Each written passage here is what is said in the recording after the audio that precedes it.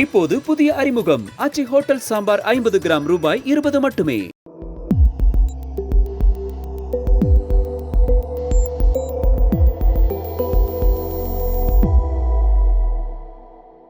தமிழ் தடம் நேயர்களுக்கு வணக்கம். நம்மோடு உரையாட ஊடகவியலாளர் திரு கேப்ரியல் இணைந்திருக்காங்க. வாங்க பேசலாம். அதற்கு முன்பாக சப்ஸ்கிரைப் பண்ணாம வீடியோ பார்த்துட்டு இருந்தீங்க அப்படின்னா சப்ஸ்கிரைப் பண்ணிடுங்க. தொடர்ந்து உங்களுடைய ஆதரவை தமிழ் தடம் சேனலுக்கு கொடுங்க.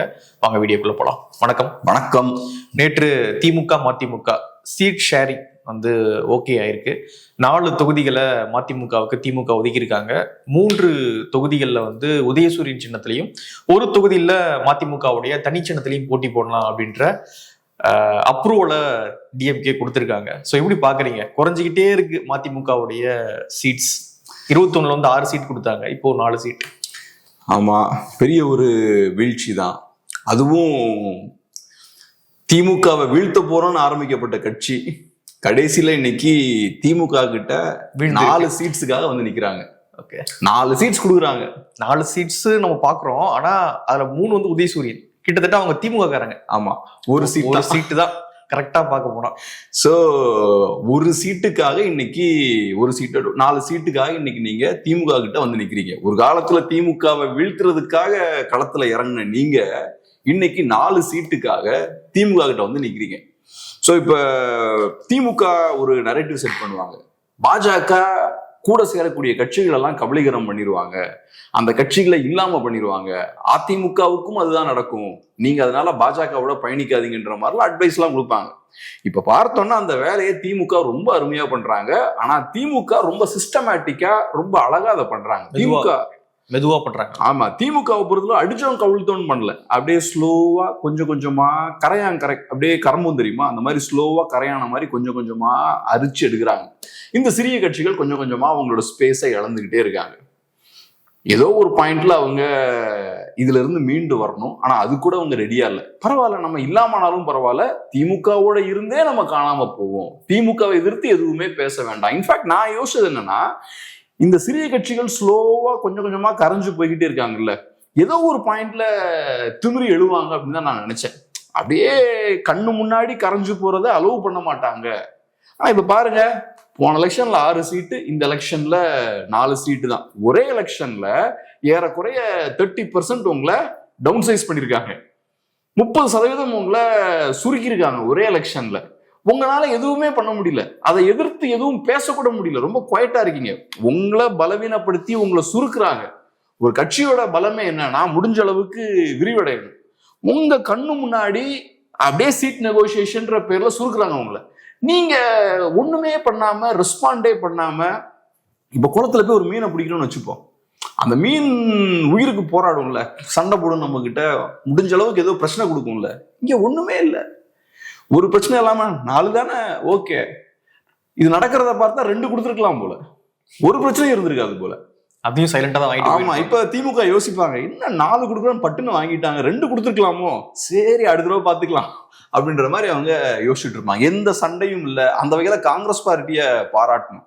இப்படிப்பட்ட சூழல்ல எக்ஸ்ட்ரா ஒரு 3 சீட் வாங்கிட்டாங்க பாருங்க. தகராறுலாம் பண்ணி எடுத்து சவுண்ட் எல்லாம் கொடுத்து ஒரு 3 சீட் எக்ஸ்ட்ரா வாங்கிட்டாங்க. ராஜ்யசபா சீட்டு வாங்கிட்டாங்க.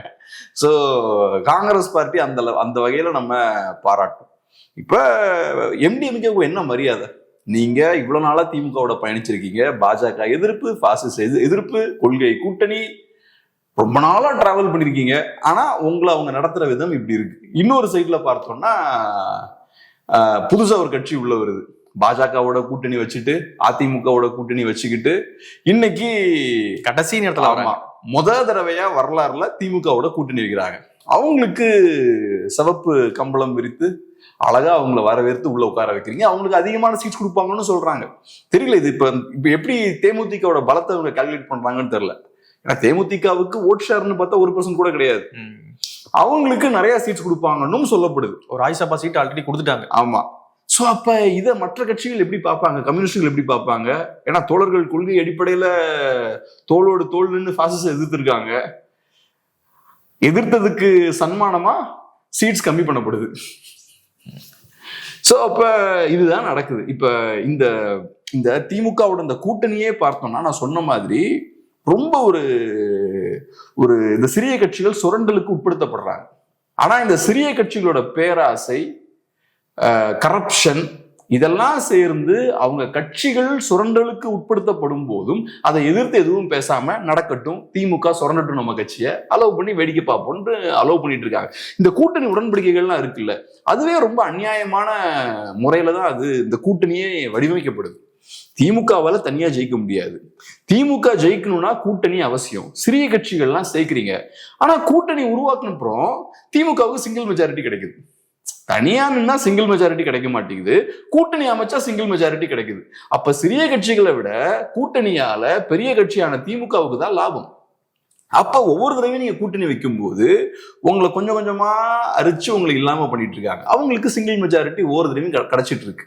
இதை நீங்க எப்படி அலோவ் பண்ணலாம்? அப்ப சீட் பேசிஸ்ல உங்களுக்கு பெரிய லாபம் இல்லை. திமுகவோட நீங்க கூட்டணி வைக்கிறதால நீங்க சீட்ஸை இழந்துட்டு இருக்கீங்க, உங்களோட அந்த பலத்த களத்துல இழந்துட்டு இருக்கீங்க. அப்ப வேற எதுக்காக அதை விட்டு கொடுக்குறீங்க? வேற எதுக்கோ நீங்க விட்டு கொடுக்குறீங்க. அப்படி விட்டு கொடுத்து இப்ப என்ன ஆகி போச்சு? திமுக இல்லைன்னா வேற வழியே இல்லைன்ற இடத்துக்கு வந்துட்டீங்க. ஒரு காலம் நீங்க யோசிச்சிருப்பீங்க, பரவாயில்ல இந்த எலெக்ஷன் விடுவோம், அடுத்த எலெக்ஷன் பார்த்துப்போம் அப்படின்னு யோசிச்சிருப்பீங்க. இப்ப டக்குன்னு பார்த்தா ஒரு கட்சி பாஜகவோட போய் சேர்ந்துட்டாங்க. நீங்க போட்ட கணக்கெல்லாம் இப்ப பொய்த்து போயிருச்சு. இப்ப நீங்க திமுகவோட தான் இருந்தாகணும். ஏன்னா பேசின பேச்சு அப்படி, பாஜக எதிர்த்து ரொம்ப பேசியாச்சு. அப்ப அங்கேயும் போக முடியாது. அப்ப திமுக விட்டோம்னா வேற ஆப்ஷனும் நமக்கு கிடையாது, தனிச்சும் நிக்க முடியாது. அது நம்ம கட்சி அப்படின்னு ஒண்ணு இருந்தாலும் நம்ம கட்சியில இருக்கவங்களே திமுகவுக்கு பயங்கரமா விசுவாசமா இருக்காங்க. நம்ம கொஞ்சம் ஓவரா பேசினா நம்மள தூக்கி போட்டுருவாங்க, இல்லைன்னா கட்சியை தூக்கி போட்டு அங்க போயிருவாங்க. இப்போ திமுக கூட்டணி கட்சிகள்ல வந்து நிறைய அணிகள் இருக்கும். இப்போ எல்லா கூட்டணி கட்சிகள்லயும் ஒரு புதிய அணி இருக்கு, திமுக ஆதரவு அணி அப்படின்னு. காங்கிரஸ், கம்யூனிஸ்ட், மதிமுக, விசிக அப்படின்னு எல்லா கட்சிகள்லயும் வந்து திமுக ஆதரவு அணின்னு ஒரு அணி இருக்கும் போல. இப்ப நடக்கிறத வச்சு பாருங்க, 4 சீட் கொடுக்குறாங்க, 4 சீட் கொடுத்தா போதும்னு ஏத்துக்கிட்டு எம்டிஎம்கே போறாங்க. பிரச்சனை கிச்சனெல்லாம் ஒண்ணும் கிடையாது. இந்த காட்ஃபாதர் படத்துல சொல்லுவாங்கல்ல, I will make an offer they cannot refuse. அது என்னன்னா, தலையில ஒரு துப்பாக்கியை வச்சு சைன் போட்டுனா சைனை போட்டுதான் ஆகணும், அதான் ஆஃபர். அதை ரெஃப்யூஸே பண்ண முடியாது. நார்மலான டீலிங்னா இல்ல நான் பண்ண மாட்டேன், எனக்கு அது வேணும் இது வேணும். ஆனா I will make an offer they cannot refuse அப்படின்னா மறுக்க முடியாத ஒரு ஆஃபரை நான் கொடுப்பேன் அப்படின்றது. ஒரே ஒரு விஷயத்தை வச்சு இந்த ஆஃபர் தான் நீ ஏத்துக்கிட்டு தான் எடுத்துக்கோ, அவ்வளவுதான். ஆமா, 4 சீட்டு எடுக்கணும், எடுத்தாச்சு, அவ்வளவுதான். ஸோ அப்ப இதுலயே நமக்கு தெரியுது, இப்ப கூட்டணி கட்சிகள்ல இருக்கக்கூடிய செகண்டரி லெவல் லீடர்ஸ் இருக்காங்கல்ல, 2ஆம் கட்ட தலைவர்கள் இதை பார்த்துட்டு தான் இருப்பாங்க. அப்ப உங்களுக்கு என்ன தோணும்? எம்டிஎம்கேல இருக்கக்கூடிய 2ஆம் கட்ட தலைவர்கள் கொஞ்சம் பேர் தான் இருக்காங்கன்னு நினைக்கிறேன். அவங்க ஆனா அதை பார்த்துட்டு தான் இருப்பாங்க, அவங்க யோசிப்பாங்க. அப்ப அவங்க மனசுல இப்ப என்ன போயிட்டு இருக்கும்? அதிகாரம் யார் கையில இருக்கு? நம்ம தலைவர் கையில இருக்கா? டிஎம்கே கிட்ட இருக்கா? நம்ம கட்சியே டிஎம்கே கண்ட்ரோல்ல தான் இருக்கு. இது பச்சையா தெரியுது. இதை வச்சு பார்க்கும்போது அப்ப 2ஆம் நிலை தலைவர்களுக்கு யார் மேல அதிகமான மரியாதை இருக்கும்? திமுக மேலதான் அதிக மரியாதை இருக்கும். இது மற்ற சிறிய கட்சிகளுக்கும் இது பொருந்தும். சோ உங்க கட்சியில் இருக்கக்கூடிய 2ஆம் நிலை தலைவர்களும் மற்ற தொண்டர்களும் உங்களை ரெஸ்பெக்ட் பண்ணணும்னா நீங்க ஸ்ட்ராங்கா இருக்கணும். நீங்க மேபி பணம் பலம் படைத்தவரா இருக்கணும்லாம் அவசியம் கிடையாது. ஆனா ஒரு செல்ஃப் ரெஸ்பெக்டோட தைரியமா திமுகவை மீறி உங்க ஸ்பேஸை நீங்க பாதுகாக்கணும். உங்க ஸ்பேஸையை நீங்க பாதுகாக்கலையே, 6 நாளா இருக்குன்னா உங்க ஸ்பேஸையை நீங்க இழந்திருக்கீங்கல்ல, அதை இழக்கிறீங்க. கொஞ்சம் கூட ரெசிஸ்டன்ஸ் கூட இல்லாம இழக்கிறீங்க அதை. இப்போ காங்கிரஸ் வந்து 25, 28+1 ஆக்க முடியுது. ஆமா, அப்போனா அவங்க கிட்ட ஏதோ ஒரு வலிமை இருக்கு அப்படின்றதான் மக்கள் புரிந்து கொள்ள வேண்டிய விஷயம். ஆனா இங்க 6 நாள் ஆகுது அப்படின்னா மதிமுக கிட்ட எந்த லெவரேஜும் கிடையாது. அவங்க எதை வச்சு வந்து திமுகவை காங்கிரஸ் கிட்ட ஒரு வலிமை இருக்குன்றது உண்மை. அந்த வலிமை காங்கிரஸோட உழைப்பால ஏற்பட்ட வலிமை கிடையாது. அது ஏதோ எதர்ச்சியா இன்னைக்கு காங்கிரஸ் கையில வந்து அது உட்கார்ந்து இருக்கு. அதான் அப்படியாச்சும் இருக்குன்ற, அப்படியாவது இருக்கு, கண்டிப்பா இருக்கு. அது கூட இங்க இல்லைன்ற. ஏன்னா இப்ப காங்கிரஸ் பார்ட்டியை பொறுத்தளவுல பாஜக எதிர்ப்புன்ற ஒரு அரசியலை கையில எடுத்திருக்காங்க. இந்த அரசியலை கையில எடுத்ததுன்றது நேச்சுரலான ஒரு விஷயம். ஏன்னா நேஷனல் லெவல்ல காங்கிரஸ் பார்ட்டி பவர்ஃபுல்லா இருந்த ஒரு கட்சி. பாஜக வந்து காங்கிரஸ் பார்ட்டியை வீழ்த்துறாங்க. பாஜகவை எதிர்த்து தான் காங்கிரஸ் பார்ட்டி அரசியல் பண்ணி ஆகும் தேசிய அளவுல. தமிழ்நாட்டுல திடீர்னு திமுகவுக்கு அந்த அரசியல் தேவைப்படுது. எனக்கும் உங்க அரசியலோட தேவை கொஞ்சம் இருக்குங்க, கொஞ்சம் எனக்கு கொஞ்சம் வாடகைக்கு அந்த அரசியல் எங்களுக்கு கொடுங்க, கொஞ்சம் கடன் கொடுங்க அப்படின்னு சொல்லி திமுக காங்கிரஸோட அந்த அரசியலை கையில் எடுத்து இன்னைக்கு பயன்படுத்திட்டு இருக்காங்க. சோ பாஜக எதிர்ப்பு அரசியல் எடுபடணும்னா திமுகவுக்கு காங்கிரஸ் தேவை. காங்கிரஸ் இல்லாம பாஜக எதிர்ப்பு எடுபடாது. ஸோ இன்னைக்கு நீங்க சொன்ன மாதிரி காங்கிரஸ் பார்ட்டி கையில ஒரு சக்தி இருந்தாலும், இப்ப எனக்கு என் கையில வந்து பைசப்ஸ் ஏறுதுன்னு வச்சுப்போம், அப்ப நான் அதுக்கு உழைக்கணும். நான் உழைத்து அந்த சக்தியை பெறேன்னா அது வேற. ஆனா இங்க அந்த மாதிரி நடக்கல. ஒரு புதுசா ஒரு சக்தி இன்னைக்கு காங்கிரஸ் பார்ட்டி கையில இருக்கு. அது என்னமோ அவங்க அந்த சக்தி வந்து அவங்க கிரவுண்ட்ல ஒர்க் பண்ணி கட்சியை வளர்த்து பெற்ற ஒரு சக்தி கிடையாது. அது ஏதோ எதர்ச்சியா கால சூழலுக்கு ஏற்ற மாதிரி அந்த வரலாறுல சில டேர்னிங் பாயிண்ட்ல சில வாய்ப்புகள் ஏற்படும்ல, அந்த மாதிரி காங்கிரஸ் பார்ட்டிக்கு ஒரு வாய்ப்பு கிடைச்சிருக்கு. கிடைச்ச உடனேயும் அதான் காங்கிரஸ் பார்ட்டியோட ஸ்ட்ரென்த். ஒரு சின்ன ஒரு வாய்ப்பு, ஒரு ஆப்பர்ச்சுனிட்டி கிடைக்குதுன்னா பட்டுன்னு அதை பறிச்சுக்கிறாங்க பாருங்க. அந்த திறமையும் சக்தியும் காங்கிரஸ் பார்ட்டிக்கு இருக்கு. ஸோ காங்கிரஸ் பார்ட்டி கிட்ட ஒரு 3 சீட் எக்ஸ்ட்ரா கொடுக்குறீங்க. டிஎம்டிகே புதுசா உள்ள வராங்க, அவங்களுக்கும் கண்டிப்பா சீட் கொடுப்பீங்க. குறைஞ்சது 6ல இருந்து 10 சீட்டாவது நீங்க கொடுக்க போறீங்க டிஎம்டிகேக்கும். அப்ப இதை எப்படி ஈடுகட்டுறது? திமுக அவங்க கிட்ட இருக்கக்கூடிய சீட்ஸா கொடுப்பாங்க? அந்த அளவுக்கு தியாகம் பண்றதுக்கு திமுக ரெடியா இருப்பாங்களா என்ன? ஸோ அப்ப அதுக்கு யாரு பே பண்ண போறா? விசிகே, எம்டிஎம்கே பே பண்ணியாச்சு. மற்ற கட்சிகளும் அதுக்கு பே பண்றதுக்கான வாய்ப்பு இருக்கு. ஆனா இது காட்டக்கூடிய விஷயம் என்னன்னா, அரசியல் இப்ப வேற ஒரு இடத்த நோக்கி போயிட்டு இருக்கு. சிறிய கட்சிகளோட ஸ்பேஸ் வந்து ரொம்ப சுருங்கிக்கிட்டே இருக்கு. அடுத்த 1-2 எலெக்ஷனும் நிறைய பேர் இருக்க மாட்டாங்கன்னு நினைக்கிறேன். இதுக்கு முன்னாடி பார்த்தோம்னா எல்லாரையும் ஒரே சம இடத்துல திமுக வச்சிருந்தாங்க. விசிகேவுக்கு 6, எம்டிஎம்கேவுக்கு 6, கம்யூனிஸ்டுகள் 2 பேருக்கும் 6. அப்ப இவங்க எல்லாம் ஒரே கேட்டகரி, ஒரே ஸ்லாப்ல இவங்க எல்லாத்தையும் வச்சிருந்தாங்க. இப்ப அதை உடைக்கிறாங்க இவங்களே. ஏன் உடைக்கிறாங்கன்னா, அதுல சில பேரை சுருக்க வேண்டிய தேவை அவங்களுக்கு இருக்கு. இந்த ஒரே ஸ்லாபை ஃபிக்ஸ் பண்ணோம்னா நிறைய சீட்ஸ் நம்ம இழக்க வேண்டியிருக்கு. ஸோ அந்த ஸ்லாபை உடைச்சிருவோம். இதுக்கு முன்னாடி அது ஒரு ஃபேஸ் சேவரா இருந்தது இல்ல, எல்லாரையும் சமமா பாக்குறாங்க. சரி, ஒரு கட்சி கொஞ்சம் பலவீனமா இருந்தாலும் பரவாயில்ல, ஒரு 6 சீட் கொடுத்து அவங்களை அப்படி மெயின்டைன் பண்றாங்கன்ற மாதிரி இருந்தது. இன்னைக்கு அதெல்லாம் கிடையாது. 6 4 ஆக்கியாச்சு. விசிகேவுக்கு 6 கொடுக்குறாங்கன்னு வச்சுப்போம். அப்ப கிளியர் கட்டா மக்களுக்கு அது எப்படி தோணும்? விசிகே ஸ்ட்ராங்கா இருக்கு, எம்டிஎம்கே வீக் ஆயிடுச்சுன்னு தான் தோணும். பரவாயில்ல, மக்கள் எப்படி பார்க்கட்டும், எனக்கு என்ன வந்தது? அதுக்கு நான் 2 சீட்லாம் வேஸ்ட் பண்ண முடியாது, உனக்கு ஃபேஸ் சேவர்லாம் நான் கொடுக்க முடியாது, அவ்வளவுதான். ஆனா இத போன எலெக்ஷன்ல பண்ணாங்க, 21ல அதை பண்ணாங்க. எல்லாருக்குமே 6. சிபிஐயை விட ஸ்ட்ராங் தான். எம் கொஞ்சம் ஸ்ட்ராங், அவங்க கொஞ்சம் கேடர் பேஸ் இருக்கும். ஆனா 2 பேருக்கும் ஒரே சீட்ஸ் தான் எப்பவுமே கொடுப்பாங்க. ஏன்னா சிபிஐக்கு ஒரு ஃபேஸ் சேவர் கொடுக்கணும்ல. இவங்களுக்கு 5 அவங்களுக்கு 6 கொடுத்தா இவங்களை விட அவங்க வீக்கா இருக்காங்கன்னு ஒரு தோற்றம் ஏற்படும். அது கொஞ்சம் மோசமான ஒரு ஃபீலிங் ஏற்படுத்தும்ல. அது வேண்டாம், அந்த சங்கடத்தை ஏற்படுத்த வேண்டாம். 2 பேருக்கும் 6 கொடுத்துருவோம். 1 கம்மியா நமக்கு போனாலும் போட்டு பரவாயில்ல, கொடுத்துடலாம். இப்ப அதெல்லாம் கிடையாது. No more compromise. உங்களுக்கு சிக்கல்னா ஏற்படட்டும், எனக்கு என்ன வந்தது, கஷ்டப்படுங்க. அந்த இடத்துக்கு வந்துட்டாங்க. இவங்களுக்கும் அதெல்லாம் நடக்குதுன்னு தெரிஞ்சாலும் பப்ளிக்கா ஹியூமிலியேட் தானே பண்றாங்க. இது போன எலெக்ஷன்ல 6, இந்த எலெக்ஷன்ல 4னா பப்ளிக்கா ஹியூமிலியேட் தான் பண்றாங்க. அதுல 3 வந்து நீங்க திமுக சின்னத்துல நீங்க போட்டிடணும். ஸோ டெக்னிக்கலா நீங்க சொன்ன மாதிரி திமுகவுக்கு தான் அவங்க வேலை பார்க்கறாங்க. இப்போ திமுகவுடைய உறுப்பினரா ஆகணும் அவங்க. இந்த மதிமுக உறுப்பினர்கள் திமுக உறுப்பினர்களா ஆகிதான் வேட்புமனு தாக்கல் பண்ணணும். ஸோ இப்போ டெக்னிக்கலா அது காட்டக்கூடிய விஷயம் என்னன்னா, உங்க கையில வேற என்ன ஆயுதமும் கிடையாது. உங்க கட்சி இன்னைக்கு ஃபுல்லா என் கண்ட்ரோல்ல இருக்கு. அப்ப இதை பார்த்தா நம்ம கிளியரா புரிஞ்சுக்கலாம், எம்டிஎம்கேவால திமுகவை மீறி எதுவும் பண்ண முடியாது. 3 சீட்ஸ் அவங்க உதயசூரியன் சின்னத்துல நிக்கிறாங்கன்னா எம்டிஎம்கே இஸ் டிஎம்கே. ஒண்ணுமே இல்லை. அப்ப எப்படி அவங்க மீறி செயல்படுவாங்க? கரெக்ட். 94-95 காலகட்டத்துல மதிமுக உருவாக்கப்படுது. திமுகவை வீழ்த்தணும் அப்படின்ற அடிப்படையில மதிமுக உருவாக்கப்படுது. அன்னைக்கு பெரிய செல்வாக்கு வைகோவுக்கு. அன்னைக்குல இருந்து பாருங்க, 95ன்னு வச்சுக்கலாம், இப்போ 2020 கிட்டத்தட்ட ஒரு 30 ஆண்டு காலம். 30 ஆண்டு காலத்துல கட்சி காணும். நீங்க உருவாக்கப்பட்ட நோக்கம் என்ன? திமுக வீழ்த்தணும். ஆனா இன்னைக்கு ஒன்றும் பிரச்சனை இல்லை, திமுகவிலே போய் கூட்டணி வச்சுட்டீங்க. அப்போ அந்த நோக்கமும் ஒன்றும் இல்லை. அப்போ வேற என்ன நோக்கம்? பிஜேபி எதிர்ப்பு, அதெல்லாம் ஓகே. அப்போ உங்களுக்கும் திமுகவுக்கும் ஒரே நோக்கம் தான். திமுக எதிர்ப்பு உங்ககிட்ட இப்போ இல்லை, திமுகவுடைய கொள்கை தான் உங்க கொள்கை, எல்லாமே ஓகே ஆயிடுச்சு.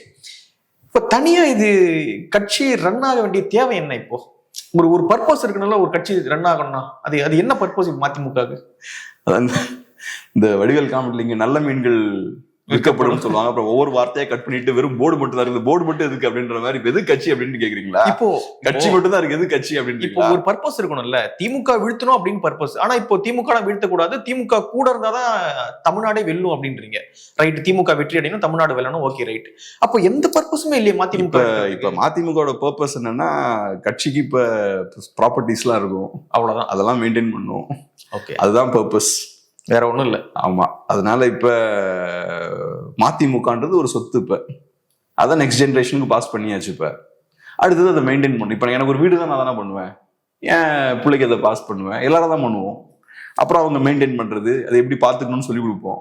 அந்த மாதிரியான ஒரு மேனேஜ்மெண்ட் இப்ப நடந்துட்டு இருக்கு. இப்ப ஒரு விஷயம் நம்ம சொசைட்டில புரிஞ்சுக்கணும். இன்னைக்கு தமிழ் தடம் ஒரு சேனல் வச்சிருக்கோம், நிறைய சப்ஸ்கிரைப் பண்ணணும்னு சொல்லிட்டு இருக்கோம், நிறைய பண்ண மாட்டேங்கிறாங்க. பட் எனிவே, தமிழ் தடம் அப்படின்னு ஒரு சேனல் இருக்கு. இந்த சேனல்ல ஒரு 40,000-50,000 பேர் பாக்குறாங்க, டெய்லி பாக்குறாங்கன்னு வச்சுப்போம். ஏன் பாக்குறாங்க? ஏதோ ஒரு வேல்யூ நம்ம கொடுக்குறோம் மக்களுக்கு, அதை பாக்குறதால ஏதோ ஒரு யூஸ் இருக்கு. இதை நம்ம குறைச்சிக்கிட்டே வரணும்னு வச்சுப்போம். மக்களுக்கு நம்ம கொடுக்கக்கூடிய அந்த வேல்யூ, பெனிஃபிட் இருக்குல்ல, லாபம் இருக்குல்ல, அது குறைஞ்சிக்கிட்டே இருக்குன்னு வச்சுப்போம். அப்ப மக்கள் நம்மளை பாக்குறதும் குறைஞ்சிரும். நம்ம ஒரு 50% வேல்யூ கம்மி பண்ணிட்டோம்னா மக்கள் 50% பாக்குறத கம்மி பண்ணிடுவாங்க. நம்ம எதுவும் வேல்யூவே கொடுக்காம சும்மா உட்காந்து மக்களுக்கு என்டர்டெயின்மெண்ட்டும் இல்லை, நம்மளை பாக்குறதால இன்ஃபர்மேஷனும் இல்லை, சும்மா உட்காந்து நமக்கு பிடிச்சதெல்லாம் பேசிட்டு இருக்கோம்னு வச்சுப்போம், யாருமே பார்க்க மாட்டாங்க. அப்போ ஒரு சொசைட்டில ஒரு விஷயம் தாக்கு பிடிக்கணும்னா, அது ஒரு கட்சியா இருக்கலாம், ஒரு ஊடக நிறுவனமா இருக்கலாம், ஒரு கார்பரேட் கம்பெனியா இருக்கலாம், அவங்க ஒரு சொசைட்டில நிக்கணும்னா, தாக்கு பிடிக்கணும்னா, ஏதாவது சொசைட்டிக்கு அவங்களால லாபம் இருக்கும், ஒரு கான்ட்ரிபியூட் பண்ணணும்ல, ஏதாவது ஒண்ணு வேல்யூ இருக்கு, பண்ணணும். ஒரு சைக்கிள் கடை இருக்குன்னா அவங்க ஒரு சர்வீஸ் கொடுப்பாங்க, ஒரு பைக் கடை இருக்குன்னா ஒரு சர்வீஸ் கொடுப்பாங்க, ஒரு பெட்ரோல் பங்க் இருக்குன்னா அவங்களால ஒரு சர்வீஸ் வரும். அது எதுவுமே இல்லாம நான் வேலையே செய்யாம சும்மா உட்காந்துக்கிட்டு என் இடத்த நான் தக்க வச்சுப்பேன் அப்படின்னு சொன்னீங்கன்னா ஒரு பாயிண்ட் வரைக்கும் போகலாம். ஸோ தமிழ் தரம் கொஞ்சம் சரியா செய்ய வேண்டிய வேலை செய்யலன்னு வச்சுப்போமே, மக்கள் ஒரு 2 வாரம் எனக்கு டைம் கொடுப்பாங்க, 1 மாசம் டைம் கொடுப்பாங்க. சரி, நேத்து ஓரளவு ஒழுங்கா பண்ணானுங்க, திரும்ப பண்ணிடுவாங்கன்னு நினைக்கிறேன், நம்புவோம், கொஞ்சம் சான்ஸ் கொடுப்போம் அப்படின்னு பார்ப்பாங்க. அப்புறம் 1 மாசம் கழிச்சு மறந்துடுவாங்க நம்மள. இன்னைக்கு MDMKவுக்குலாம் அதுதான். நீங்க ஒரு கட்சியை ஆரம்பிக்கிறீங்க, உங்களோட கொள்கை கோட்பாடு அடித்தளம் எல்லாம் தூக்கி போட்டாச்சு, திமுக எதிர்ப்புன்ற அரசியல் எல்லாம் தூக்கி போட்டாச்சு. அதுக்கப்புறம் நீங்க திமுக அப்படியே சேர்றீங்க, அப்பவே உங்களோட வேல்யூ கம்மியாகிக்கிட்டே இருக்கு, உங்களோட பர்பஸ் கம்மியாகிக்கிட்டே இருக்கு. அப்புறம் இன்னைக்கு திமுக பாக்குறாங்க, ரைட், எங்க போவாங்க இவங்க அப்படின்னு பாக்குறாங்க, சுத்தி சுத்தி பாக்குறாங்க, எந்த ஆப்ஷனுமே அவங்களுக்கு இல்லை. ஃபர்ஸ்டாவது பரவாயில்ல, இந்த மக்கள் எல்லாம் கூட்டணின்னு புது ஆப்ஷன்லாம் கிரியேட் பண்ணாங்க. இப்ப இருக்கிற கண்டிஷனுக்கு அதுவும் வாய்ப்பு கிடையாது. இப்ப மக்கள் நல கூட்டணி எல்லாம் ஃபார்ம் பண்ணியாச்சுன்னா, அதான் அந்த 3 MLAs இப்ப திமுக சின்னத்துல போட்டிடுறாங்க பாருங்க, அவங்கள தாண்டி ஒருத்தர் மட்டும் தான் தனியா போவாரு, கட்சி பேர் மட்டும் தனியா போகும். அன்னைக்கு மக்கள் நல கூட்டணி இன்னைக்கு திமுகவோட தான் இருக்கு. ஆமா, எல்லா கட்சியும் GK வாசனை தவிர்த்து மற்ற எல்லாம் இங்கதான் இருக்காங்க. ஆமா. ஸோ அதனால ஒரு வகையில பார்க்கும்போது தான் நம்ம அரசியல் நல்லா வேகமா மாறிட்டு இருக்கு. இந்த கட்சிகள் மேலாம் மக்களுக்கு நம்பிக்கை போயிருச்சு. புது பார்ட்டிஸ் தேவைப்படுதுன்றீங்க? ஆமா, புது பார்ட்டிஸ் கண்டிப்பா தேவைப்படுது. ஓகே, அது டிவிகேவா இருக்குமா? ஏன்னா டிவிகே இன்னைக்கு கண்டிப்பா டிவிகே ஒரு புது பார்ட்டி தான், புதுசா உருவாக்கப்பட்ட ஒரு கட்சி. 2 வருஷம் தான் ஆச்சு. ஆனா ஒருத்தான கட்சியான்னு கேட்டா வேஸ்டான கட்சின்றீங்க. ஆனா நீ தமிழ்நாடு முழுக்க ஆர்ப்பாட்டம் பண்றாங்க, விஜய் அவர்கள் பங்கேற்கல எந்த ஆர்ப்பாட்டத்திலையும். ஆனா தமிழ்நாடு முழுக்க நிறைய கோரிக்கைகளை வலியுறுத்தி ஆர்ப்பாட்டம் பண்றாங்க. சட்ட ஒழுங்கு சரியில்லை, கேஸ்ட் சர்வே எடுக்கணும், இப்படி நிறைய கோரிக்கைகளை வலியுறுத்தி தமிழ்நாடு முழுக்க டிவிக்கு ஆர்ப்பாட்டம் பண்றாங்க. ஸோ இதனால மக்கள் இம்ப்ரெஸ் ஆவாங்களா? டிவிகே உடைய தேவை இருக்கா? எப்படி டிவிகேயோட பெர்ஃபார்மன்ஸ் எப்படி இருக்குன்னு பாக்குறீங்களா? டிவிகேவை பொறுத்தளவுல ஏதோ போராட்டம்லாம் பண்றது நல்ல விஷயம் தான், அதை நம்ம பாராட்டுவோம். ஏன்னா இந்த குரூப்பை பொறுத்தளவுல இவங்கெல்லாம் பெரும்பாலும் ரசிகர்கள் தான், இவங்கெல்லாம் பெரிய அரசியல் தெளிவுள்ளவங்க எல்லாம் கிடையாது. விஜய ஒரு பெரிய சினிமாக்காரராக பார்த்து இம்ப்ரெஸ் ஆகி வந்தவங்க தான். ஸோ அப்படி இம்ப்ரெஸ் ஆகி அரசியலுக்கு வந்திருக்கக்கூடிய ஒரு கூட்டம் இன்னைக்கு போராட்டம்லாம் பண்றாங்கன்னா, அந்த போராட்டத்துல ஏகப்பட்ட பிரச்சனைகள் இருந்தாலும் தெளிவின்மை இருந்தாலும் அதை பண்றாங்க அப்படின்ற விதத்துல நம்ம அவங்கள பாராட்டலாம். ஆனா இப்ப போராட்டம் அப்படின்ற ஒரு விஷயம் என்னன்னா, கணக்குக்கு நீங்க நடத்துற விஷயம் கிடையாது. நான் போராட்டம் நடத்திட்டேன், நீ என்ன என்கிட்ட கேட்டு இருந்த, களத்துக்கு வரல தானே கேட்ட, வந்துட்டேன் போராட்டம் பண்ணிட்டேன் அப்படின்னு கணக்குக்கு நடத்துற விஷயம் கிடையாது. பட் பரவாயில்ல, கணக்குக்காவது நீங்க இன்னைக்கு வந்தது சந்தோஷம் தான். பட் அதோட முடிகிற ஒரு விஷயம் கிடையாது. இன்னைக்கு கேஷ் சர்வே எடுக்கணும்னு நீங்க சொல்றீங்க, அப்ப அது ஒரு பெரிய தீவிரமான ஒரு விஷயம். அதை நீங்க சோசியல் மீடியால தீவிரமா பேசணும். அதே மாதிரி மக்கள்கிட்ட அந்த கருத்தை எடுத்துட்டு போகணும், அதோட தேவைகள் பத்தி பேசணும், அதை பத்தின புரிதல் உங்க தலைவருக்கு இருக்கணும், உங்க தொண்டர்களுக்கு இருக்கணும், உங்களோட தலைமைக்கு இருக்கணும், செகண்டரி லெவல் லீடர்ஸ் இருக்கணும். அதெல்லாம் இருந்தாதான் நீங்க அதை சரியா பண்ண முடியும். அந்த விஷயம்லாம் டிவிகேவுக்கு இருக்கான்னு கேட்டீங்கன்னா அதெல்லாம் கிடையாது. இப்போதைக்கு அவங்க என்னன்னா, விஜய் வெளியே வரல, நீங்க விஜய் 2 தடவை வெளில வந்துட்டாருங்க அப்படிம்பீங்க. விஜய் போராடவே இல்லை, இதோ இங்க போராடிட்டோமே. ஸோ எல்லாத்துக்கும் ஒரு கணக்கு காட்டுறதுக்காக இப்ப இந்த விஷயத்த பண்றீங்க. ஆனா அதை கரெக்டா பண்றீங்களான்னு கேட்டா நீங்க பெருசா பண்ணல. பட் இருந்தாலும் ஓகே, பனையூரை தாண்டி இன்னைக்கு தெருக்களுக்கு வந்திருக்காங்க அப்படின்றது பெரிய விஷயம், நல்ல ஒரு விஷயம்தான். ஆனா விஜய் வரல, அதெல்லாம் ஒவ்வொரு எதிர்பார்ப்புங்க. நீங்க எதிர்பார்த்தீங்களா விஜய் போராட்டத்துக்கு வரணும்னு? இல்ல, அந்த அஜித்குமார் படுகொலை எப்போ ஒரு ஆர்ப்பாட்டம் பண்ணியிருந்தாங்க, ஸோ அப்போ வந்திருந்தாரு விஜய். அப்படியா? ஆமா, ஒரு ஆர்ப்பாட்டத்துக்கு வந்திருந்தாரு அஜித்குமார் படுகொலை சம்பந்தமாக. அப்புறம் ஒரு போராட்டம் அவர் வீட்டுக்கு போச்சு. ஆமா, மத்த எல்லா போராட்டம் அவர் வீட்டுக்கு போயிட்டாங்க. சோ அவரு வெளியே வந்தாதானே. பரந்தூருக்கும் போனார் நினைக்கிறேன். பரந்தூருக்கு ஒரு தடவை போனார், பரந்தூருக்கு ஒரு தடவை போனார், அவ்வளவுதான். மற்றபடி அவரு கிரவுண்டுக்கு வந்தாதானே ஒரு இம்பாக்ட் இருக்கும். கரெக்ட், அவர் கண்டிப்பா கிரவுண்டுக்கு வரணும். அவர் வந்தாருன்னா பெரிய இம்பாக்ட் இருக்கும். கரெக்டான இஷ்யூஸை எடுத்து விஜய் மாதிரியான ஒரு பெரிய ஸ்டார்ஸ் களத்துக்கு வராங்கன்னா மிகப்பெரிய தாக்கத்தை விஜயால ஏற்படுத்த முடியும். ஆனா டிவிகேவை பொறுத்தளவுல நம்ம தாக்கத்தை எதுவும் ஏற்படுத்திடக்கூடாது, ஆட்சியாளர்களுக்கு பிரச்சனை எதுவும் கொடுத்துடக்கூடாது அப்படின்றதுல ரொம்ப கவனமா இருக்காங்க. செய்யக்கூடிய ஒவ்வொரு விஷயமும் பார்த்தோம்னா யாருக்கும் எந்த பிரச்சனையும் வரக்கூடாது அப்படின்ற மாதிரி கவனமா யோசிச்சு பண்றாங்க. ஸோ அது காட்டக்கூடிய விஷயம் என்னன்னா, அவங்களுக்கு வேற ஏதோ பிளான்ஸ் எல்லாம் இருக்கு. இப்ப ஒன்றும் இல்லை, தூய்மை பணியாளர்கள் போராடுறாங்க. போராட்டக்காரர்கள் என்ன சொல்றாங்க, நிறைய பிரச்சனைகள்லாம் வரும், பொதுமக்கள் பாதிக்கப்படுறதுக்கான வாய்ப்பு இருக்கு, போக்குவரத்து பாதிக்கப்படுறதுக்கான வாய்ப்பு இருக்கு. ஏன்னா ஒரு பெரிய ஸ்டார், அதனால நாங்களே போய் பார்த்துக்கிட்டோம், அவர் வர ரெடியா இருந்தார், பட் நாங்க போகல. ஆனா நீங்க நிஜமான ஒரு பொலிட்டீஷியனா, அக்கறை உள்ள ஒரு பொலிட்டீஷியனா இருந்தா நீங்க களத்துக்கு போயிருக்கணும். பாதிப்பு வரட்டும், மக்கள் அதை ஃபேஸ் பண்ணுவாங்க. மக்களுக்கான போராட்டம் தானே இது. மக்களுக்கான போராட்டம், நியாயமான போராட்டம், தேவையான போராட்டம்னா அதனால வரக்கூடிய பாதிப்புகளை மக்கள் ஃபேஸ் பண்ணுவாங்க. இப்ப நமக்கு ஏன் கோபம் வருது? நம்ம பாட்டுக்கு வண்டியில போறோம், ரோட்ல தேவையில்லாம ஏதாவது கோஷம் போட்டுட்டு ரோட்டை பிளாக் பண்ணா நமக்கு ஏன் கோபம் வருது? ஏன்னா அவங்க சும்மா கணக்கு காட்டுறதுக்கு, தேவையில்லாத விஷயத்துக்கு மக்களுக்கு பிரச்சனை கொடுக்குறாங்க. ஆனா ஒடுக்கப்பட்ட மக்களுக்காக நியாயமான கோரிக்கைகளோட நீங்க களத்துக்கு வந்தீங்கன்னா மக்கள் கை தட்டுவாங்க. மரீனா பீச் போராட்டம் நடக்கும் போது, ஜல்லிக்கட்டு போராட்டம் நடக்கும் போது நம்ம யாரையும் குறை சொல்லலையே, பாராட்ட தானே செஞ்சோம். எனக்கு பீச்சில் வாக்கிங் போக முடியலங்க, பிரச்சனையா இருக்குங்க அப்படின்னு ஒன்றும் யாருமே டென்ஷன் ஆகலையே. இல்லை இந்த பக்கம் எனக்கு வண்டியில போக முடியலங்கன்னு கோவப்படலையே. அதனால அந்த போராட்டக்காரர்கள் பெருந்தன்மையா உங்களை வர வேண்டாம்னு சொன்னாலும் நீங்க தைரியமா போயிருந்துருக்கணும். உங்களுக்காக நான் வரேங்க, ஒரு தாக்கத்தை ஏற்படுத்துவோம். அதனால இதெல்லாம் ரொம்ப அவசியம். விஜய் வந்தாருன்னா பெரிய தாக்கத்தை கண்டிப்பா அவரால் ஏற்படுத்த முடியும். நல்ல இஷ்யூவை கையில் எடுத்து சாலிடா இறங்கிட்டாருன்னா பெரிய விஷயங்கள் பண்ண முடியும். இப்ப உதாரணத்துக்கு கேஸ் சர்வே எடுத்துப்போமே, அது முக்கியமான இஷ்யூ. அதை நீங்க கையில எடுத்து ஸ்ட்ராங்கா நின்னீங்கன்னு வச்சுப்போம், பெரிய ஒரு தாக்கத்தை நீங்க ஏற்படுத்த முடியும். ஆனா நீங்க எப்படின்னா ஒவ்வொருத்தரையும் வெளில வரும்போது ஒரு 5 இஷ்யூ சொல்லுவீங்க. அந்த 5 இஷ்யூ அடுத்த நீங்க வெளில வரும்போது இருக்காது. ஒவ்வொருத்தரையும் வெளில வரும் புதுசா ஒரு 5 இஷ்யூ சொல்லுவீங்க. அந்த மாதிரிதான் இதுவும் இருக்குமோன்னு எனக்கு தோணுது. நீங்க ஒரு இஷ்யூவை கையில் எடுத்தா அப்படியே ஃபுல் எஃபோர்ட்டை யூஸ் பண்ணி நீங்க உங்க பலத்தை ஃபுல்லா அதுக்கு பின்னாடி போடணும். அப்பதான் ஒரு மாற்றத்தை கொண்டு வர முடியும். இப்ப கேஸ் சர்வே தேவைன்னு நீங்க சொல்றீங்கன்னா, போராடுறீங்க, நல்லது. அது எதுக்காக பண்றீங்க?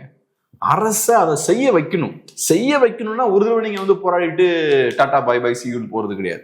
அப்ப இதை பண்ணிட்டேன், அரசு ரெஸ்பாண்ட் பண்ணி தான் நான் பாக்குறேன், ரெஸ்பாண்ட் பண்ணல, அடுத்து என்ன பண்ணுமோ அதை பண்ணணும், அதுக்கப்புறம் என்ன பண்ணுமோ அதை பண்ணணும்.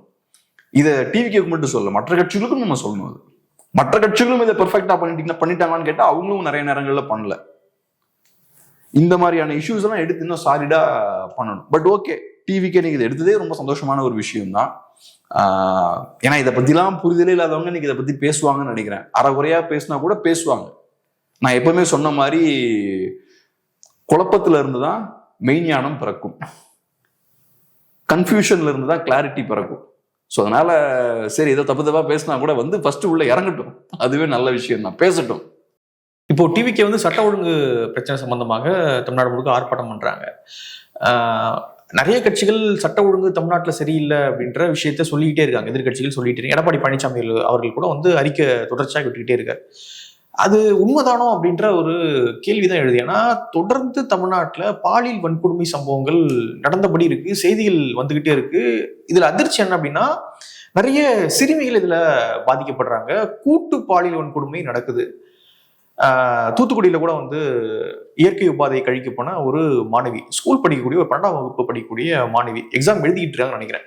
ஸோ அவங்க வந்து பாலியல் வன்கொடுமை செய்யப்பட்டு கொல்லப்பட்டாங்க அப்படின்ற செய்தி நேத்துல இருந்து பரபரப்பா போயிட்டு இருக்கு. இன்னைக்கு கூட சென்னையில திருச்சியில இருந்து படிக்கிறதுக்காக வந்த ஒரு மாணவி கார்ல கடத்திட்டு பாலியல் வன்கொடுமை பண்ணியிருக்காங்க அப்படின்ற ஒரு செய்தி. தொடர்ந்து செங்கல்பட்டுல வந்து 2 ரவுடிகள் வந்து ஒரு சிறுமியை, ஸ்கூல் படிக்கக்கூடிய சிறுமியை கூட்டு பாலியல் வன்கொடுமை பண்ணியிருக்காங்கன்ற செய்தி. தொடர்ந்து இப்படியான செய்திகள், குறிப்பாக பெண்களுக்கு எதிரான குற்றங்கள் தமிழ்நாட்டில் அதிகரிச்சிருக்கு அப்படின்ற குற்றச்சாட்டுகளை எதிர்கட்சிகள் வச்சுட்டு இருக்காங்க. ஸோ எப்படி பாக்குறீங்க இப்படியான விஷயம்? இப்ப பெண்கள் மேல ஒரு கட்சிக்கோ ஒரு அரசுக்கோ நிஜமாவே அக்கறை இருக்குன்னா, அவங்களோட முன்னேற்றத்தின் மேல அவங்களுக்கு நிஜமாவே அக்கறை இருக்குன்னா, அவங்களை எம்பவர் பண்ணணும் அப்படின்ற விருப்பம்லாம் இருக்குன்னா, இந்த மாதிரியான சம்பவங்கள் நடக்காம அவங்க தடுக்கணும். அது தேவை. இதெல்லாம் நடந்துட்டு இருக்குன்னா அந்த கட்சிக்கோ அந்த அரசுக்கோ பெண்களை மேம்படுத்தணும், அவங்களோட வாழ்வாதாரத்தை உயர்த்தணும் அப்படின்ற எந்த அக்கறையும் இல்லைன்னு நம்ம புரிஞ்சுக்கலாம். இப்ப ஒன்றும் இல்லை, இந்த சம்பவம் நடந்திருக்கு, யோசிச்சு பாருங்க. அந்த ஸ்கூல்ல இப்ப என்ன மாதிரியான மனநிலை இருக்கும், அந்த ஊர்ல இப்ப பெண்களுக்கும் அங்க இருக்கக்கூடிய மற்ற மக்களுக்கும் என்ன மாதிரியான மனநிலை இருக்கும். ஐயோ, நம்ம பெண்களை ரொம்ப சேஃபா வச்சுக்கணும், நைட்ல வெளில போகக்கூடாது, வீட்டுக்கு வெளில போனா அன்சேஃப் அப்படின்ற ஒரு சூழல் ஏற்படும். இதெல்லாம் பெண்களோட முன்னேற்றத்துக்கு உதவியா இருக்குமா? ஸோ இந்த மாதிரியான சம்பவங்கள் நடந்துட்டு இருக்குனாலே சொசைட்டிக்குள்ள ஒரு பயம் வந்துடும். பயம் வந்துருச்சுன்னா பெண்களை பாதுகாக்க ஆரம்பிச்சிருவாங்க. பாதுகாக்க ஆரம்பிச்சா வீட்டுக்குள்ள வச்சுப்பாங்க. வீட்டுக்குள்ள தான் சேஃப் அப்படின்ற இடத்துக்கு வந்துருவாங்க. ஸோ அதனால பெண்கள் ஃப்ரீயா வெளியே போய் வேலை பார்த்து முன்னேறி அவங்களோட வாழ்வாதாரத்தை மேம்படுத்தணும்னா சேஃப்டி ரொம்ப அவசியம்.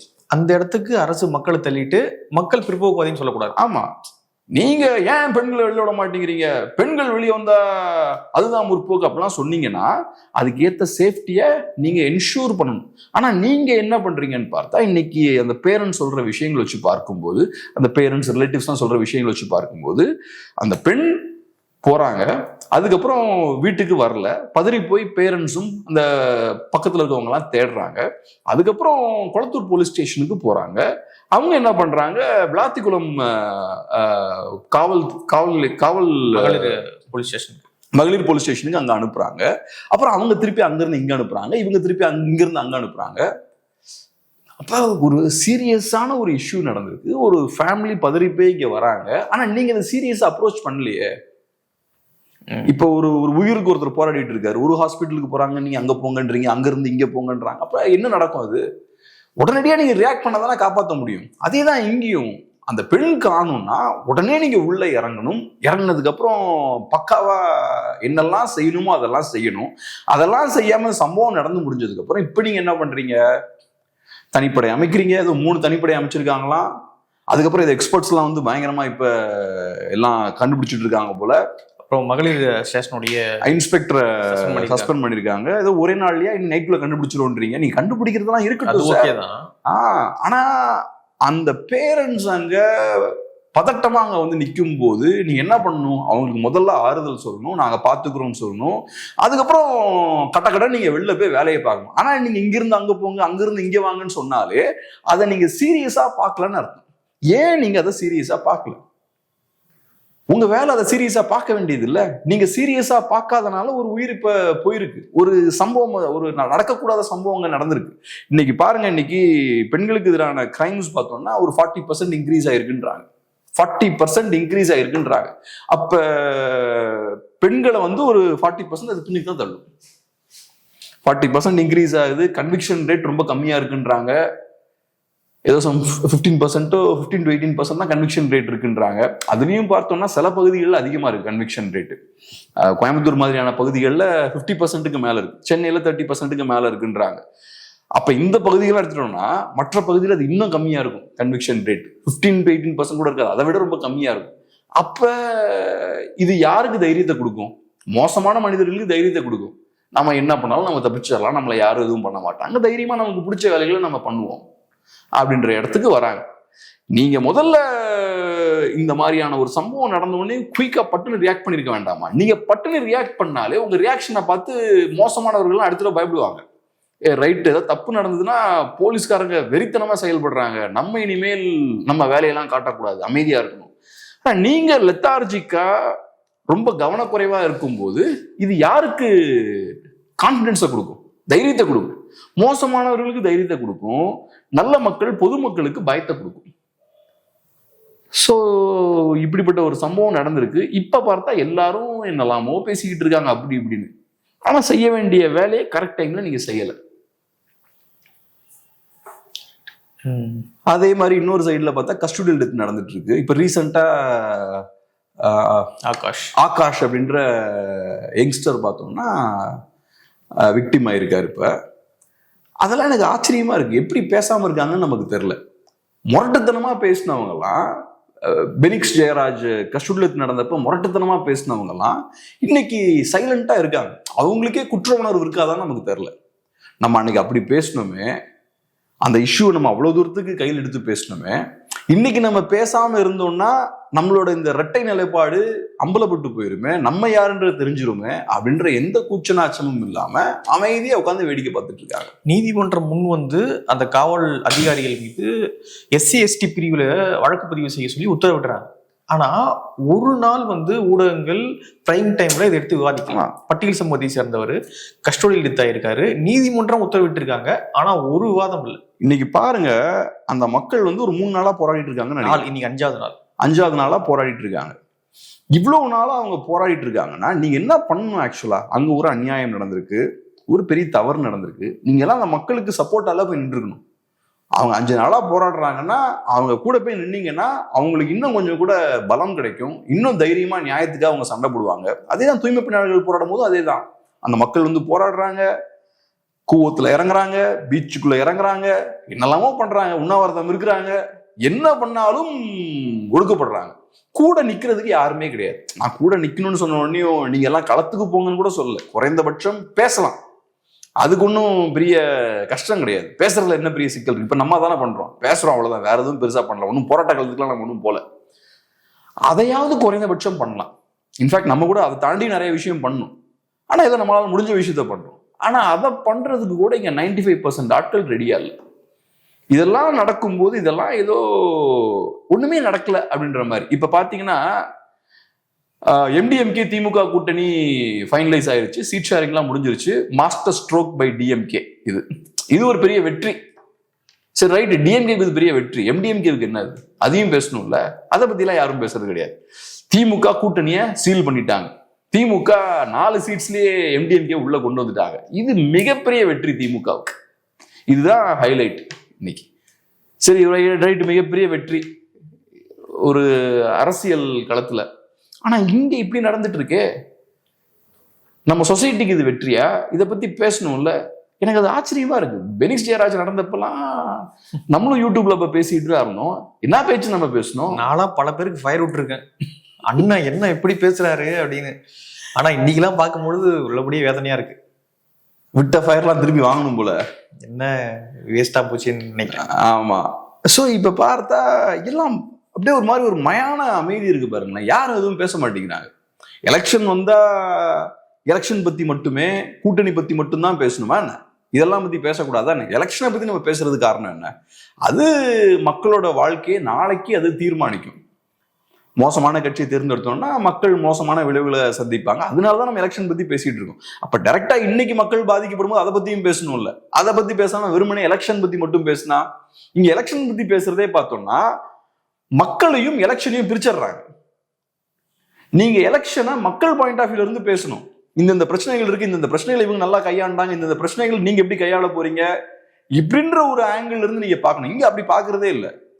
4 சீட்டு 6 சீட்டு 20% 30% இவங்க வந்தாங்கன்னா அவங்களுக்கு இது ஏதோ ஒரு ஸ்ட்ராட்டஜி கேம் இருக்குல்ல, இந்த வீடியோ கேம்லாம் ஆடுவோம்ல, ஸ்ட்ராட்டஜி கேம் மாதிரி இதை அணுகுறாங்க. இவங்க இங்க போனா அவங்க அங்க வருவாங்களா, அவங்க அங்க போனா இவங்க எப்படி மாறுவாங்களா, இந்த கூட்டணி கணக்கு அப்படி மாறுமா? இதுல மக்கள் பார்க்கும்போது யோசிக்கணும், இதுல நான் எங்கடா இருக்கேன்? நான் இந்த கேம்லயே இல்லையே, பாத்துக்கிட்டு இருக்கேன். ஆமா, நான் ஒரு அப்சர்வர் மட்டும்தான். இப்ப பாமக சண்டை போடுறாங்களே, அப்பா ஒரு டயலாக், பையன் ஒரு டயலாக், அவங்களுக்குள்ள சண்டை. கட்சிக்காரங்களுக்கு என்ன வேலை? ஒரு வேலையும். ஆமா, இப்ப டென்னிஸ் கோர்ட்ல பால் எங்கிருந்து அடிச்சா தலை இப்படி திரும்பும், அங்கிருந்து பால் வந்தா இப்படி திரும்பும். நம்ம ஸ்பெக்டேட்டர் தான். OPS அங்க போய் சேர்ந்தாருன்னா இப்படி நம்ம பார்க்கணும். அதுக்கப்புறம் இவர் இங்க வந்து சேர்ந்தாருன்னா இப்படி பார்க்கணும், செங்கோட்டையன் அடுத்தது டிவிக்கே போனாருன்னா இப்படி போய் பார்க்கணும். இதுல மக்களுக்கான அரசியல் எதுவுமே இல்லை. என் பிரச்சனையை பேசுறதுக்கு இங்க ஒரு கட்சி இல்லை. இப்போ பட்டியல் சமூக மக்களுக்கு எதிரான பிரச்சனைகளை பேச மாட்டோம், பெண்களுக்கு எதிரான பிரச்சனைகளை பேச மாட்டோம், பாலியல் சம்பந்தமான பிரச்சனைகளை பேச மாட்டோம், கஸ்டோடியல் டெத்தை பேச மாட்டோம், எதையும் நாங்கள் பேச மாட்டோம். ஆனா லேபிள் மட்டும் ஒட்டிப்போம். பத்திரிகையாளர்கள், முற்போக்குவாதிகள், அது இதுன்னு நிறைய லேபிளை ஒட்டிக்கிறாங்க. ஸோ இந்த லேபிள் ஒட்டிக்கிறதால என்ன பயன்? ஆனா ஆக்சுவலா எந்த பிரச்சனைக்கு நான் வாய் திறக்க மாட்டோம், லேபிளை மட்டும் ஒட்டிப்போம். ஒண்ணு நம்ம புரிஞ்சுக்கணும், ஒரு ஃப்ரீ திங்கிங் மைண்ட் நமக்கு வேணும். சுயமா யோசிக்கக்கூடிய ஒரு மைண்ட் நமக்கு இருக்கும். சுயமா யோசிச்சு எனக்கு பிடித்த விஷயங்களை ஓப்பனா பேசக்கூடிய ஃப்ரீடமும் எனக்கு வேணும். அதை யாரும் நம்ம கொடுக்க வேண்டிய அவசியம் இல்லை, நம்மளா நம்ம கொடுத்துக்க வேண்டியதுதான். அதை இன்னைக்கு யார் தலையிலையும் துப்பாக்கியெல்லாம் வச்சு பேசக்கூடாதுன்னு சொல்லல, அது இவங்க எடுத்த சாய்ஸ். இது ரொம்ப அவசியம். நான் எதுக்கு இதை சொல்றேன், நீங்க முற்போக்குவாதியா இருக்கலாம், பிற்போக்குவாதியா இருக்கலாம், பெண்ணியவாதியா இருக்கலாம், மார்க்சியவாதியா இருக்கலாம், பெரியாரிஸ்டா இருக்கலாம், யாரா வேணாலும் இருந்துக்கணும். ஆனா இதை கிளியரா புரிஞ்சுக்கோங்க, ஃப்ரீ திங்கிங் மைண்ட் எனக்கு வேணும். பெரியாரிசமுக்குள்ளதான் நான் இருப்பேன்னு கிடையாது, அதை மீறியும் நான் திங்க் பண்ணணும். அதே மாதிரி எனக்கு ஒரு ஐடியா இருக்குன்னா இவன் வருத்தப்படுவான், அவன் வருத்தப்படுவான், அவனை ஹர்ட் பண்ணிடுவான், அதை பத்திலாம் யோசிக்க கூடாது. அதை மீறி பேசக்கூடிய ஒரு ஃப்ரீயான ஒரு மைண்ட் எனக்கு வேணும். என்ன பண்ணிடுவானுங்க, பேசதான் செய்யறோம்னு பேசணும். இங்க ஆனா என்ன சிக்கல்னா, இங்க இருக்கக்கூடிய நிறைய பெரியாரிஸ்டுகளா இருக்கலாம், பெரிய முற்போக்குவாதிகளா இருக்கலாம், ஒரு சின்ன ஒரு வட்டத்தை போட்டுட்டு பெரியாரியத்துக்குள்ள உலகத்துல இருக்க எல்லா பிரச்சனைக்கான தீர்வும் அதுக்குள்ள இருக்கு, நீங்க பெரியாரியம கையில எடுத்துட்டீங்கன்னா எல்லா தீர்வுக்குமான சொல்யூஷன் நீங்க உள்ள கண்டுபிடிச்சிடலாம். மாடர்ன் ப்ராப்ளம்ஸா இருந்தாலும் அதுக்கு தேவையான அடித்தளம் அங்க இருக்கும் அப்படின்னு கொஞ்சம் பேர் நம்பிட்டு இருக்காங்க. ஸோ அப்போ இவங்க வந்து பெரியாரை விட்டு வெளியே வரதில்லை. நீ பெரியாரை விட்டு வெளியே வந்தாதான் மற்ற சொல்யூஷன்ஸ் என்னெல்லாம் இருக்கு, மற்றவங்க என்ன சொல்றாங்கன்றது அப்பதான் புரியும். அப்பதான் உலகம் எவ்வளவு பெருசுன்றதும் உங்களுக்கு புரியும். நான் பெரியாரை மோசம்லாம் சொல்லவே இல்லை. நான் சொல்ல வர்றதுனால நீங்க ஒரு இண்டிவிஜுவலுக்குள்ள போய் மாட்டிக்காதீங்கன்றேன். அதை தாண்டி வெளியே, அது மார்க்ஸா இருக்கலாம், பெரியாரா இருக்கலாம், யார வேணாலும் இருக்கலாம். மேபி பெரியார் பெரிய கான்ட்ரிபியூஷன்ஸ் பண்ணிருக்கலாம். ஆனா நீங்க பெரியாரை இப்படி அணுகுனீங்கன்னா அது அது பெரியாருக்கு தான் சிக்கல். அது பெரியார் இப்படி உலகத்தை அணுகிருக்க மாட்டாரு. அவரு ரஷ்யன் லிட்ரேச்சரை படிச்சிருப்பாரு, பிரெஞ்சு லிட்ரேச்சர் படிச்சிருப்பாரு, நிறைய விஷயங்கள் படிச்சிருப்பாரு. பெரியாரிஸ்ட் இதே மாதிரி நான் இந்த அந்த சொல்லிட்டு இருந்தாரா எனக்கு தெரியல, ஒன்றும் தெரியல, இருக்காதுன்னு நினைக்கிறேன். அவரோட கேரக்டருக்கு இருக்காதுன்னு நினைக்கிறேன். இவங்க ஆனா பெரியாருன்ற வட்டத்தொட்டு வெளில வர மாட்டேங்கிறாங்க. ஸோ இவங்ககிட்ட பிரச்சனை என்னன்னா, ஒரு ஃப்ரீ திங்கிங் மைண்டே இல்லை. இப்ப சில பேர் வந்து கரப்டா இருப்பாங்க. இதை பேசாம இருக்கிறதுக்கான காரணம் கரப்ஷனா இருக்கலாம். அவன் புத்திசாலி, அவனை கூட நான் மன்னிச்சு விட்டுருவேன், அதுக்கு முன்னாடி லாபங்கள் இருக்கும், குறைந்தபட்ச லாபத்துக்காக அதை பண்றான். ஆனா இங்க இன்னொரு கூட்டம் பாத்தீங்கன்னா, ஒரு சின்ன வட்டத்துக்குள்ள மாட்டிக்கிட்டு நான் இதை செய்யறேன்னா பாஜக உள்ள வந்துடும், பாஜகவை கவுண்டர் பண்ணணும்னா நான் திமுகவோட காம்ப்ரமைஸ் பண்ணி தான் ஆகணும், நீ இப்படி எல்லாம் பேசி உன் தள்ள சுமையை ஏத்திக்காத. ஆனா இது அவங்களுக்கு தெரியாதா? தெரியாது. ஒரு சிற்றறியை வச்சு யோசிச்சாலே தெரியும். இதெல்லாம் எல்லாத்துக்கும் நம்ம பாஜக காட்டுறமே, இங்க நடக்கக்கூடிய பிரச்சனையை நம்ம அட்ரஸே பண்ண மாட்டோமே அப்படின்னு கொஞ்சபட்சம் ஒரு சிற்றறியை வச்சு யோசிச்சாலே. சில பேர் கரெக்டா இருப்பாங்க, ஆனா நிறைய பேருக்கு இந்த ஒரு மென்டல் பிளாக் இருக்கு. இதை மீறி என்னால யோசிக்க முடியல. அப்புறம் அவங்க பெரிய பகுத்தறிவாதி, பெரிய ஆளுங்க, அந்த மாதிரி கேரக்டர்ஸா இருக்கவங்க முட்டாள்கள் தான். அவங்கள பெரிய புத்திசாலி நினைச்சுக்கலாம். ஆனா அப்படி இருக்கீங்கன்னா நீங்க முட்டாள் தான். நான் சொல்றேன், உங்களுக்கு நீங்க 10 புக் படிச்சிருக்கீங்களா, 100 புக் படிச்சிருக்கீங்களா, பெரிய பெரிய புக் எழுதிருக்கீங்களா, அதெல்லாம் மேட்டர் கிடையாது. உங்களுக்கு ஃப்ரீயா திங்க் பண்ற கெப்பாசிட்டி இருக்கணும். இவங்களுக்கு எல்லாம் பிரச்சனை என்னன்னா, பெரியாரை மீறி யோசிக்கவே மாட்டாங்க. இப்ப நான் ஒரு பிரச்சனை இருக்கு, அந்த பிரச்சனைக்கான சொல்யூஷன் தேடுறேன்னா பெரியாரை மீறி யோசிக்கிறதுக்கான அந்த கெப்பாசிட்டி எனக்கு இருக்கணும். எனக்கு பெரியாரை விட்டு வெளியே போக முடியாதுன்னா என்னோட பிரெயினோட திங்கிங் கெப்பாசிட்டியும் கம்மியாயிடும், சுருக்கப்பட்டிருக்கும். அதுவும் மார்க்சியத்தை விட்டு நான் வெளில போக மாட்டேன், எல்லா பிரச்சனைக்கான தீர்வும் மார்க்சியத்துல இருக்கு அப்படின்றது ரொம்ப பெருமையான்ட்டு நிறைய பேர் பேசியிருக்காங்க. இன்னைக்கு இருக்கக்கூடிய மாடர்ன் ப்ராப்ளம்ஸுக்கான எல்லா சொல்யூஷன்ஸும் மார்க்சிசம்ல இருக்கு. அன்னைக்கே மார்க்ஸ் இதெல்லாம் பேசிட்டாரு. ஏன்னா மார்க்சிசம்ன்றது பார்த்தோம்னா அது ஒரு ஃபண்டமெண்டலான விஷயம். பிரச்சனைகளோட அந்த கிரக்ஸை கரெக்டா புரிஞ்சு பேசிட்டாரு. கேபிட்டலிசம் இருக்க வரைக்கும் அதனால வரக்கூடிய பிரச்சனைகள் எல்லாத்துக்குமே மார்க்சியத்துல தீர்வு இருக்குன்னு பேசியிருக்காங்க. அப்ப எனக்கு அது பெருசா தப்பா படல. அப்படி பேசினவங்களும் அது பெரிய புத்திசாலித்தனமா நம்ம பேசணும்னு நினைச்சுதான் அதெல்லாம் பேசுறாங்க. ஆனா இன்னைக்கு பார்க்கும்போது பாவம் இவ்வளவு முட்டாள்களா இருக்காங்களே அவங்கலாம். நீ நிறைய புக் படிச்சிருப்ப, 1000 புக் படிச்சிருப்ப, ஆனா that doesn't make you wise. நீங்க நிஜமான ஒரு வைஸ் மேனா இருக்கணும். ஞானத்தோட செயல்படணும்னா முதல்ல இந்த மாதிரி இண்டிவிஜுவல்ஸ் எல்லாம் தூக்கி போட்டுட்டு யோசிக்கிறதுக்கு ஃப்ரீயா இருக்கணும் மைண்டு. இப்ப நான் சில விஷயங்களை யோசிக்கணும், சில விஷயங்கள் நான் கரெக்ட்னு நினைப்பேன்ல, அதை மீறியும் நான் யோசிக்கிறதுக்கு ரெடியா இருக்கணும். நான் இன்னைக்கு கரெக்ட்னு நினைக்கிறது நாளைக்கு தப்பா கூட இருக்கலாம். ஸோ அதுக்கும் நான் ரெடியா இருக்கணும். அப்பதான் அந்த புது இன்ஃபர்மேஷன் நான் உள்ள எடுத்துப்பேன். இல்லாட்டி நான் என்ன யோசிப்பேன்னா, ஐயோ பெரியாரை தாண்டி எதுவும் போகக்கூடாதுன்னா அதுக்கு தேவையான இன்ஃபர்மேஷனை மட்டும் தான் உள்ள மண்ணில செலுத்திக்கிட்டே இருப்பேன். பெரியாரை சேலஞ்ச் பண்ற இன்ஃபர்மேஷனை உள்ள எடுத்துக்கவே மாட்டேன். அதுல இருக்க நியாயத்தையும் நான் நேர்மையா பார்க்க மாட்டேன். ஸோ இவங்க அந்த மாதிரி ஒரு சின்ன வட்டத்துக்குள்ள மாட்டிக்கிட்டு நீங்க நினைச்சுக்கலாம், ஒவ்வொரு மூட நம்பிக்கை உள்ளவனும் அவன் தன்னை ஒரு பெரிய புத்திசாலி தான் நினைச்சிட்டு இருப்பான். சாதிய ரீதியான மூட நம்பிக்கைகளா இருக்கலாம், மத ரீதியான மூட நம்பிக்கைகளா இருக்கலாம், இந்த மாதிரியான முற்போக்கு ரீதியான மூட நம்பிக்கைகளா இருக்கலாம், சோகால் முற்போக்கு மூட நம்பிக்கைகளா இருக்கலாம். எல்லாருமே தன்னை ஒரு பெரிய புத்திசாலி தான் நினைச்சிட்டு இருப்பான். நீங்க பாருங்க, ஒரு மத வெறியன்ட்ட போய் கேளுங்க, நான் பெரிய ஆளுன்னு நினைச்சு பேசிட்டு இருப்பாரு. சாதி வெறியன்ட்ட கேளுங்க, நாங்க பெரிய ஆளுன்னு நினைச்சிட்டு இருப்பாங்க. ஸோ அவங்க எல்லாருக்குமே நாங்க பெரிய ஆளுன்ற அந்த கான்பிடன்ஸ் இருக்கும். நீங்க அவங்களை போய் டைரக்டா சேலஞ்சும் பண்ண முடியாது. ஸ்லோவா தான் கொஞ்சம் கொஞ்சமா இன்ஃபர்மேஷனை ஃபீட் பண்ணும். ஸோ அதனால முற்போக்குவாதிகள் எதை பேசணுமோ அதை விட்டுட்டு தேவையில்லாத விஷயத்தை, நீங்க பெரியாரை டிஃபெண்ட் பண்றது உங்க வேலை இல்லை, அவர் இறந்துட்டார். அதை தாண்டிட்டு இங்க இருக்கிற மக்களை டிஃபெண்ட் பண்ணுங்க, நீங்க மக்களுக்காக பேசலாம்.